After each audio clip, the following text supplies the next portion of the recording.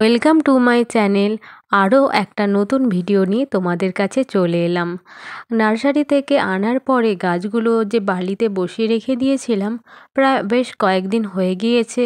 তো আমার কিছু ব্যস্ততার কারণে সেগুলো রিপোর্ট করা হয়নি। তো আজ আমি সেইগুলোকে এক এক করে রিপোর্ট করব। দেখতে পাচ্ছ এইভাবে বালিতে বসিয়ে রেখেছিলাম বলে এর নিচ দিয়ে কীরকম অনেক রুটস বেরিয়ে গেছে। রুটসগুলো দেখতে পাচ্ছ কতটা লম্বা হয়েছে। এগুলো অনেকটা আগেই আমার রিপোর্ট করে দেওয়া উচিত ছিল। তো আজই আমি এটাকে রিপোর্ট করছি। দেখো, প্রথমে গাঁদা গাছগুলো রিপোর্ট করে নিচ্ছি। মাটির মিডিয়া হিসেবে আমি বাগানের পুরনো মাটি নিয়েছি, আগের বছরের আমার প্রস্তুত করে রাখা মাটি এগুলো।